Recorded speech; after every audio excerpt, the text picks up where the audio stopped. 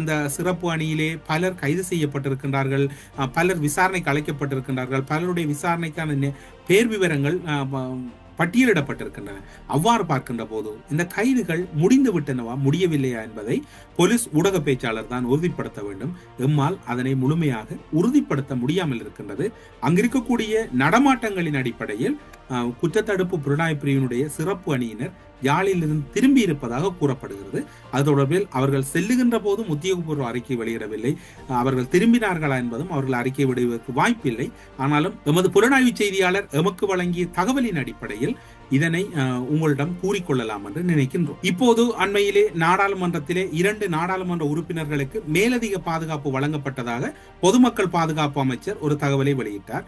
அதன் பின்னர் அதாவது பாதுகாப்பையும் கொடுத்துவிட்டு அவர்கள் ஒரு சில தகவல்களை பரிமாறிக்கொண்டிருந்தார்கள். அந்த வகையில் ஒழுங்கமைக்கப்பட்ட குற்றக்குழுக்களுடன் தனக்கு தொடர்பு இருப்பதாக போலீஸ் மா அதிபர் கூறியதற்கு எதிராக சட்ட நடவடிக்கை எடுக்கப் போவதாக ஐக்கிய மக்கள் சக்தியின் நாடாளுமன்ற உறுப்பினர் ஜகத் விதான அவர்கள் குறிப்பிட்டிருக்கின்றார். தமக்கு ஏற்படும் அச்சுறுத்தல் அரசியல் உள்நோக்கம் கொண்டது அல்ல, மாறாக சட்டவிரோத நடவடிக்கைகளில் ஈடுபடுபவர்களான இவரது தொடர்பு காரணமாக ஏற்பட்டது என்று போலீஸ் மா அதிபர் அண்மையில் குறிப்பிட்டிருந்தார் ஊடகங்களிலே. இக்கூற்று அர்த்தமற்றது, எனக்கு ஒழுங்குபடுத்தப்பட்ட குற்றக்குழுக்களுடன் தொடர்பில்லை என்று நாடாளுமன்ற உறுப்பினர் கூறுகின்றார். இருவருக்கான பாதுகாப்பு அதிகரிக்கப்பட்டதாக கூறப்படுகிறது. ஒருவர் இவ்வாறு கூறுகின்றார், மக்களுடன் முறையான தொடர்புகளை பேணுவார்களாக இருந்தால் அவர்களுக்கு பாதுகாப்பு என்பது அவசியமில்லை. முறையற்ற விதத்தில் இந்த பாதுகாப்பு கோரப்பட்டதா என்கின்ற சந்தேகத்தை பொதுமக்கள் பாதுகாப்பு அமைச்சரும் எழுப்பியிருந்தார்.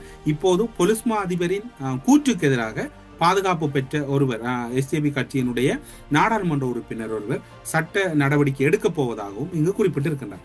இப்போது இந்த விசாரணை கட்டங்கள் எந்த நிலையில் இருக்கின்றது, யார் கைதுக்குள் வரப்போகிறார்கள், எவ்வாறான கைதுகள் இடம்பெறும் என்பதெல்லாம் ஒரு ஓய்வு நிலையை நோக்கி நகர்ந்து கொண்டிருக்கின்றது. கடந்த காலங்களில் மிக பரபரப்பாக பேசப்பட்ட இந்த விடயம் என்பது இப்போது சற்று அமைதி அடைந்து கொண்டிருக்கின்றது.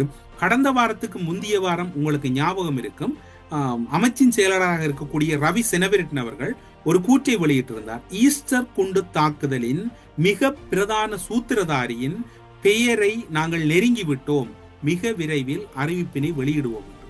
அவ்வாறு வெளியிட்ட சூழ்நிலையில் கடந்த வார தொடக்கத்திலே அல்லது அதற்கு முந்தைய வார இறுதி பகுதியிலே ஒரு இராணுவ அதிகாரி ஒருவர் நீதிமன்றத்திலே சென்று தன்னை கைது செய்யக்கூடாது என்று நீதிமன்ற கட்டளையை பெற்றிருக்கின்றார். அவரை சந்தேகத்தின் அடிப்படையிலோ எந்த அடிப்படையிலேயுமோ யாரும் கைது செய்யக்கூடாது என்கின்ற ஒரு கட்டளையை நீதிமன்றத்தில் பெற்றிருக்கின்றார்.